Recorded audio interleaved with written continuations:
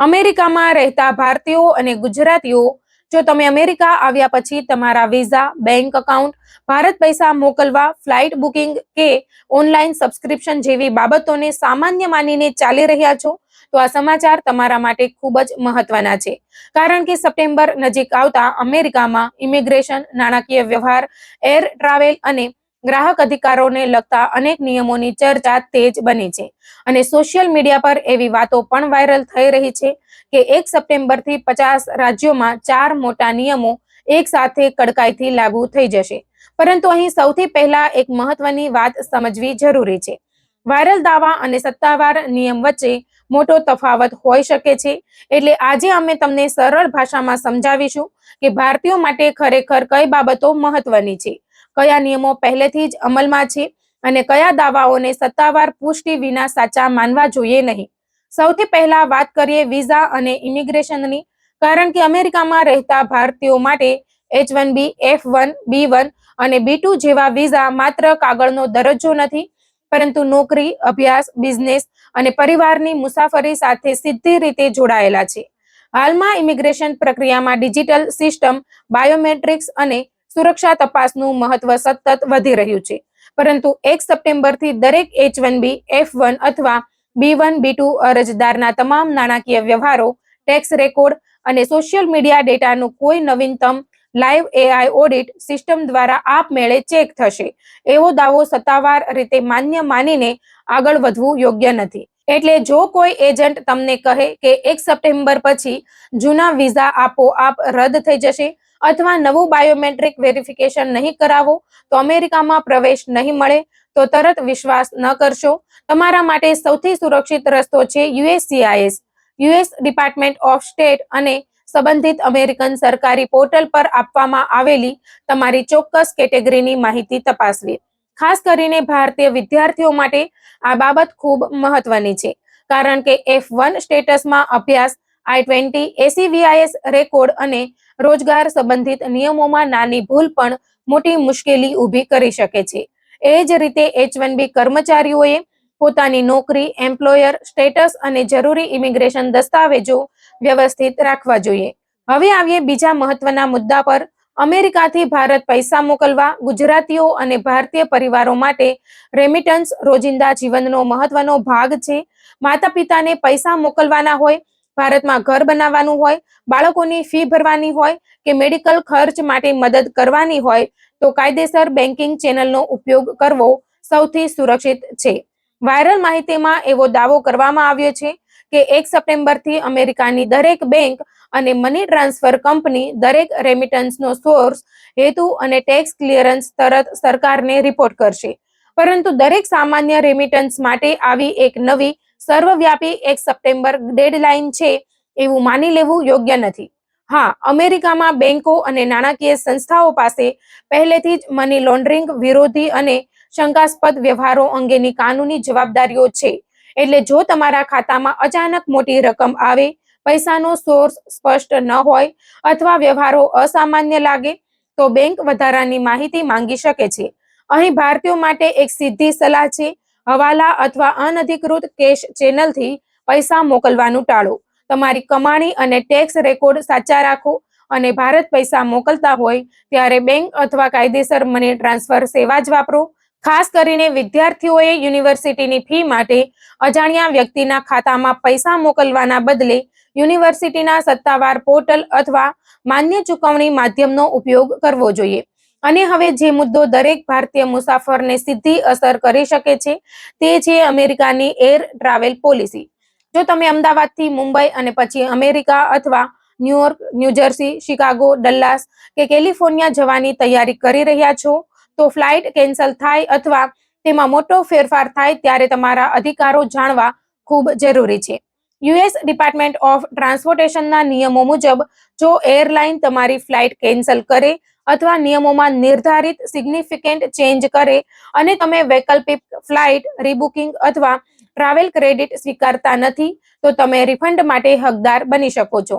ઘણા કિસ્સામાં આ રિફંડ મૂળ ચૂકવણીના માધ્યમમાં આપવામાં આવવાનો હોય છે. ડીઓટીની માહિતી પ્રમાણે ક્રેડિટ કાર્ડથી ખરીદેલી ટિકિટ માટે રિફંડ સામાન્ય રીતે 7 બિઝનેસ દિવસમાં અને અન્ય ચૂકવણી માટે 20 કેલેન્ડર દિવસમાં આપવાનું હોય છે. એટલે ભારતીય મુસાફરો માટે સૌથી મહત્વની વાત એ છે કે એરલાઇન તમને માત્ર વાઉચર આપે એટલે તમારે તે જ સ્વીકારવું પડે એવું નથી. તમારી પરિસ્થિતિ અને નિયમો અનુસાર રિફંડનો અધિકાર હોઈ શકે છે. પરંતુ અહીં પણ એક ભૂલ ન કરશો. દરેક ફ્લાઇટ માત્ર 2-3 કલાક મોડી પડે એટલે આપમેળે સંપૂર્ણ ટિકિટના પૈસા પાછા મળે એવું નથી. ડીઓટીએ સિગ્નિફિકન્ટ ચેન્જ માટે ચોક્કસ માપદંડ નક્કી કર્યા છે, જેમાં કેટલીક પરિસ્થિતિમાં ડોમેસ્ટિક ફ્લાઇટ માટે 3 કલાકથી વધુ અને ઇન્ટરનેશનલ ફ્લાઇટ માટે 6 કલાકથી વધુ સમયનો ફેરફાર સામેલ છે. અને હવે ચોથો મુદ્દો છે ગ્રાહક અધિકારો અને ઓનલાઈન સબસ્ક્રિપ્શન. આજે અમેરિકા રહેતા ઘણા ભારતીયો Netflix, gym membership, software cloud storage, insurance related service અને અનેક ઓનલાઈન સેવાઓ માટે રિકરિંગ પેમેન્ટ કરે છે. અહીં ક્લિક ટુ કેન્સલ નામનો નિયમ ખૂબ ચર્ચામાં આવ્યો છે. એફટીસીએ 2024માં રિકરિંગ સબસ્ક્રિપ્શન અને નેગેટિવ ઓપ્શન પ્રોગ્રામ્સ અંગે ફાઇનલ રૂલ જાહેર કર્યો હતો, જેમાં કંપનીઓ માટે ગ્રાહકને સબસ્ક્રિપ્શન કેન્સલ કરવાની પ્રક્રિયા સરળ બનાવવાની જોગવાઈ છે. એટલે જો તમે કોઈ સર્વિસ માટે પૈસા ચૂકવો છો અને હવે તેની જરૂર નથી, તો કંપની તમને અનાવશ્યક રીતે મુશ્કેલ પ્રક્રિયામાં ફસાવીને સતત ચાર્જ કરતી રહે તે અંગે ગ્રાહક સુરક્ષા નિયમો મહત્વ ધરાવે છે. પરંતુ આ નિયમને 1 સપ્ટેમ્બર 2026થી અમેરિકાની દરેક કંપની પર નવો ક્લિક ટુ કેન્સલ કાયદો લાગુ થશે એવી રીતે રજૂ કરવું પણ યોગ્ય નથી. એફટીસીના સત્તાવાર દસ્તાવેજો દર્શાવે છે કે આ નિયમની પ્રક્રિયા 2024થી ચાલી રહી છે અને તેની અમલ તારીખો તથા કાનૂની સ્થિતિ અલગ બાબતો સાથે જોડાયેલી છે. હવે એક બીજી ખૂબ મહત્વની વાત, હિડન ફી. અમેરિકામાં કોઈ સર્વિસ લેતી વખતે અંતિમ બિલમાં મૂળ કિંમત કરતાં વધારે ચાર્જ દેખાય તો ગ્રાહકે બિલની શરતો ધ્યાનથી વાંચવી જોઈએ. ખાસ કરીને online trial, gym membership, software streaming service અને ઓટો રિન્યુઅલ પ્લાનમાં કાર્ડ જોડતા પહેલા ટર્મ્સ એન્ડ કન્ડિશન્સ તપાસવી જરૂરી છે. 2026માં એફટીસી સતત એવા કેસોમાં કાર્યવાહી કરી રહી છે જ્યાં ગ્રાહકો પાસેથી યોગ્ય જાણકારી અને મંજૂરી વિના ચાર્જ લેવામાં આવ્યા હોવાના આરોપો છે. ઉદાહરણ તરીકે, મે 2026માં એફટીસીએ શટરસ્ટોક સામે $35 મિલિયન સેટલમેન્ટની જાહેરાત કરી હતી, જેમાં સબસ્ક્રિપ્શન શરતો, ઇન્ફોર્મ્ડ કન્સેન્ટ અને કેન્સલેશન પ્રક્રિયા અંગે આક્ષેપો હતા. એટલે અમેરિકામાં રહેતા ગુજરાતી પરિવારોએ ખાસ કરીને બાળકોના મોબાઈલ એપ્સ અને ઓનલાઈન સર્વિસમાં જોડાયેલા રિકરિંગ પેમેન્ટ્સની પણ સમયાંતરે તપાસ કરવી જોઈએ. હવે પ્રશ્ન એ છે કે 1 સપ્ટેમ્બર પહેલા તમે શું કરો? સૌથી પહેલા તમારા passport, visa, I-20, EAD, H-1B અથવા અન્ય ઇમિગ્રેશન દસ્તાવેજોની વેલિડિટી તપાસો. બીજું, બેંક એકાઉન્ટમાં આવક અને મોટા ટ્રાન્ઝેક્શનનો યોગ્ય રેકોર્ડ રાખો. ત્રીજું, ભારત પૈસા મોકલતા હોય તો માત્ર કાયદેસર ચેનલનો ઉપયોગ કરો. ચોથું, અમેરિકા ભારતની ફ્લાઇટ બુક કરતા પહેલા એરલાઇનની કેન્સલેશન અને રિફંડ પોલિસી વાંચો અને ફ્લાઇટ બદલાય તો તમારા અધિકારો જાણો. પાંચમું, તમારા ક્રેડિટ કાર્ડ અને બેંક સ્ટેટમેન્ટમાં રિકરિંગ ચાર્જીસ તપાસો અને જરૂર ન હોય તેવી સબસ્ક્રિપ્શન બંધ કરો. અને સૌથી મહત્વની વાત, વોટ્સઅપ, ફેસબુક અથવા યુટ્યુબ પર ફરતી કોઈ પોસ્ટને જોઈને તરત ડરશો નહીં. અમેરિકાના ઇમિગ્રેશન અને નાણાકીય નિયમોમાં નાની માહિતી પણ ઘણી વખત મોટી રીતે રજૂ કરવામાં આવે છે.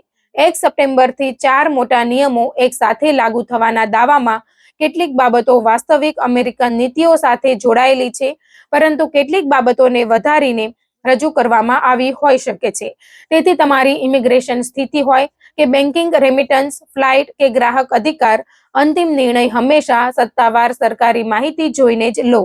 અમેરિકામાં રહેતા મારા તમામ ભારતીય અને ગુજરાતી મિત્રો માટે એક સંદેશ છે: ડોક્યુમેન્ટ સાચા રાખો, ટેક્સ અને બેન્કિંગ રેકોર્ડ પારદર્શક રાખો, અનધિકૃત એજન્ટોથી સાવચેત રહો અને કોઈ પણ 1 સપ્ટેમ્બર પછી બધું બદલાઈ જશે જેવા દાવાને સત્તાવાર પુષ્ટિ વિના સાચો માનશો નહીં. કારણ કે અમેરિકામાં નિયમ બદલાય ત્યારે સૌથી મોટી મુશ્કેલી નિયમથી નહીં, પરંતુ ખોટી માહિતી પર વિશ્વાસ કરવાથી ઊભી થાય છે.